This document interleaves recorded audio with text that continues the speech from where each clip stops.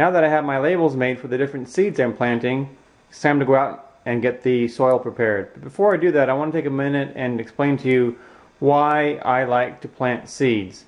I haven't always planted seeds. I'll typically go to a plant nursery or big box store or something like that and get seedlings and plant the seedlings. There's nothing wrong with doing that. And in fact, that may be perfectly fine. But there's a few things you need to consider if that's what you're planning on doing. One of the first things is the cost.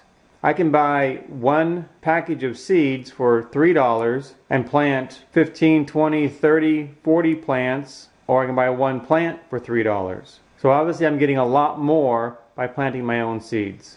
Secondly, plants aren't available in nurseries and big box stores until they think people will buy them and plant them. You can't get an early start on your garden if the availability of your plants are controlled by somebody else.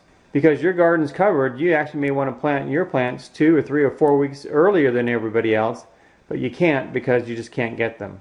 Another thing to consider is disease or pests. You don't know how or if the plants have been protected against disease or pests in the nurseries, and you could be bringing something to your garden that you don't want. The reason why I like to have my own seeds is because I can plant my seeds whenever I want. I can plant them indoors, I can plant them outdoors, I can get an early start in my covered garden. It's very inexpensive to do it this way, and I can plant a lot more seeds than I need and share those plants with my friends and neighbors, or you could even sell them to cover the cost of you buying the seeds. But one of the biggest advantages is that you control the quality of the plant. You take care of it like nobody else will take care of it. You make sure that it's disease and pest free. You give it all the sunshine, attention, and water that it needs, and you make sure that it's in good health. Kind of a universal rule that I found is that if I buy plants at the nursery and they're not at the peak health, it's really hard to overcome that and get a full production. So those are the reasons why I like to plant seeds. Besides that, it's so fun watching these little guys pop their heads up above the soil. It is exciting. Something you may want to consider putting on the label is the name of the plant, the planting date, the number of days to germination, and the number of days to harvest. I'll be finishing the rest of my project out here in my in-the-garden greenhouse. I love this Mittleider in-the-garden greenhouse, and this is a perfect application and reason why I built it. Here it's winter, it's cold, it's windy outside. Not only are my plants nice and protected in here, my 120 sugar snap peas, but I can work outside here and actually plant in the greenhouse, so the plants get the big benefit of direct sunlight instead of using artificial light indoors. I'll have a link below to the video that I showed you how I made this table and how you can make this table. This is my seedling table, and you'll see exactly why and how I designed it and specifications that I have. But this is what I'm going to be using to get my seeds ready. I'm going to be planting following the information in the Mittleider gardening course book. It's very straightforward, it's very easy, it's very inexpensive, and it's fun to do. I'm going to be using an 18-inch seeding box that I built. You can use the plastic seedling trays that you can get at nurseries and big box stores, and that's perfectly fine. The disadvantage is that they're not very sturdy and they won't last very long, so you'll be spending money over and over and replacing it, but that's fine. And you may want to use potting soil or potting mix instead of sand and sawdust like I'm using here, and that's perfectly fine too. I don't want to go through the expense and have to wait on the availability of potting soil and potting mix and seedling trays in order to get my garden going. So I'm going to show you exactly what the Mittleider gardening course book recommends and the procedure that we follow in planting seeds. I keep a couple extra buckets of sand and sawdust mix already so I can plant my seeds. Now this sawdust here is pretty big. I'd really prefer having more of a finer sawdust, and you may be able to find sawdust for free if you go find a cabinet shop, a place that makes pallets, or any kind of a woodworking shop. And the sand is coarse sand. It's very inexpensive. It's also called torpedo sand or sharp sand, and maybe even playground sand. Something that has little pebbles in it. That way you know it's not too fine. According to page 181 in the Mittleider gardening course book in lesson 22 seedling production, after I have my 75% sawdust and sand mix in my 18-inch box, I need to add fertilizer. So I'm going to add 1.5 ounces of pre-plant fertilizer. I love free 5-gallon buckets. We get these from the local bakery department of our grocery store, and I just have all kinds of things in them. This particular one has the Mittleider pre-plant fertilizer. It's actually an 80 to 4 to 1 ratio, lime, Epsom salt, borax. That information is also in the Mittleider Gardening Course book. For sure, I'll have a link below to the Mittleider Gardening Course book, which is the best book, in my opinion, for gardening.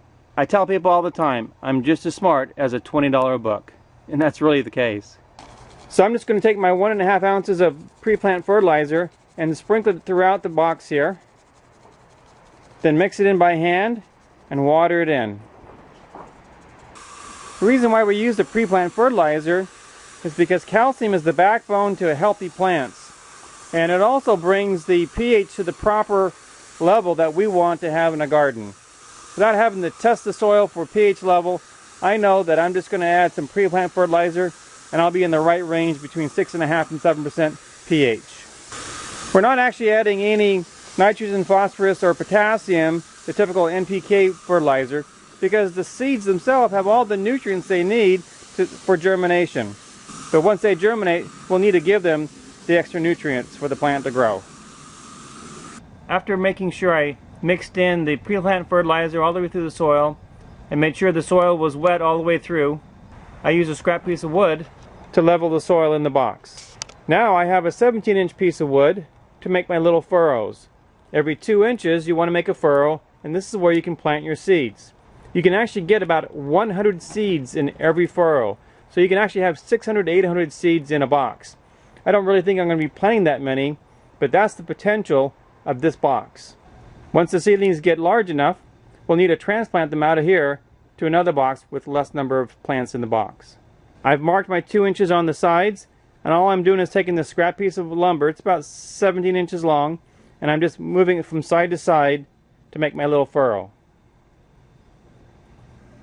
Here I have some broccoli seeds to plant, and the rule of thumb is you want to plant the seed 2.5 times its thickness deep. So this seed isn't going to go down very deep in the soil. The advantage of using sand and sawdust is that it's very light, it's airy, it doesn't have any nutrients in it, but as I mentioned, the soil doesn't have to have the nutrients. You just need to provide the nutrients to the plants once they germinate, which is what we do with the Mittleider gardening method. Now that I have about 20 broccoli seeds in here, I'm not sure exactly how many I have because I just kind of went along and sprinkled them down here. But there's about 20, that's about how many my wife wanted me to plant. And so now I'm just going to go through and just knock the soil over just like that. Now, because this is so light and airy, I can do that. If I were using potting mix or especially potting soil, which is heavy, then I would probably want to simply sprinkle some coarse sand over the seeds so they don't have to work hard to break through the surface of the soil. Those look great. I'm not going to pat it down, and I'll do the same for the rest of the seeds going into the box. I have all the seeds planted. You can see the couple of rows back here that I've covered. And then what you can see multiple tags on the same rows. Well, what I did is I actually planted, for example, here I've got giant delicious tomatoes. I planted the tomatoes from this edge to here, put the marker in, then I planted a completely different type of plant, in this case lettuce. That way when the plants come up, I can easily tell the difference. Because I'm not planting a lot, I space the seeds out quite a bit. Now that the seeds are covered, they need to be watered.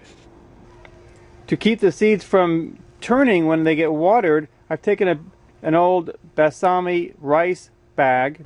This is a burlap bag, and I just cut it in half, and it fit perfectly inside this 18 by 18 seedling box. Then I simply water through the bag, and the seeds are protected, but they get the water that they need.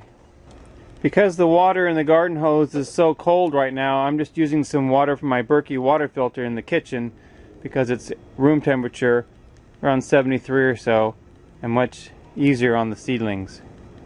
If you haven't seen my videos on the Berkey water treatment system, please take a look at those. One thing I've learned in all my preparations is that water, potable water, is critical. By far one of the most important preparations for anybody. I've watered through here a couple of times, and the seeds have not been disturbed at all. Heat is a significant factor in the success of germination. Most seeds, especially seeds that you'd grow in a spring garden, including tomatoes, peppers, and those kind of things, like temperatures between 70 and 85 degrees. And that is soil temperature, not air temperature. It's the soil temperature that we're concerned with. To get the soil temperature where I want it and to regulate it and to monitor it, I've done a couple things. I've added this heat mat on top of my seedling table.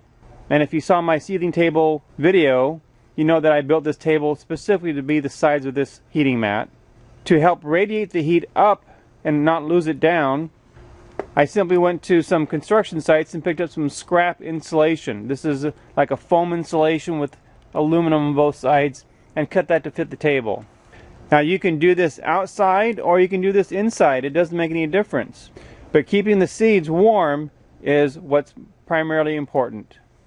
My wife has done this in the past, and she felt that she's actually heated the soil too hot. And so this year what she bought is this heat regulator from Hydro Farm. I'll have a link below this video for the heat regulator, thermostat, and the heat mat. This way we can actually set the temperature that we want. We have it set for 80. Right now it shows that it's 78 degrees. And just so I can monitor inside the house, I've added this thermostat down here. This is a real simple setup. It's not expensive at all. You can germinate your own seeds either indoors or outdoors. As soon as I see that the plants have germinated, I'll water through this one more time to make sure they're not stuck to the burlap, and then take this off and start feeding them the Mittleider constant feed, which is a diluted fertilizer and water mixture. I took an old soup can, put in about 150 holes in it. I'll dip this in a bucket with the constant feed and then just take it across the plants here and fertilize them. They don't need much fertilizer, but this needs to be done every day. And you also need to ensure that the soil stays moist. It's 33 degrees right now outside. It's 42 degrees inside the mini greenhouse. And it is somewhere between 74 degrees and 78 degrees soil temperature, depending on which thermostat you believe. But even with 24-mile-an-hour winds and the chill factor down to almost zero, because this is a greenhouse inside of a greenhouse, the seeds have been perfectly warm. They've been out here for 3 days because I haven't been able to get back to them to finish up the filming. The lowest it's ever gotten in here was 73 degrees on this thermostat. I just cut a piece of plastic big enough so that it would go from one side all the way down to the other side, touching the ground. And then on the ends, I have it long enough so that when I wrap the ends around, it covers all the way down to the bottom. You can just let it hang like this loose, or you can wrap it by using the same retention system that I have for the in the garden greenhouse. Here I've just taken the 3/4 inch thin wall PVC pipe and cut it into 4-inch lengths and use it as clamps on the 1/2 inch Schedule 40 PVC that I have the A-frame made out of. Once the seeds have germinated, it is absolutely critical that those plants get as much natural sunlight as possible. And that is the main reason why I've gone through this process of planting my seeds outside instead of inside our house, which we've done over the years. Even though my wife has done a great job in giving them artificial light with grow lights, it just isn't as good as direct sunlight. So by giving them the proper heat that they need to germinate and stay warm and grow, and putting them outside so they get maximum daylight, they will be as healthy and strong and vigorous as possible.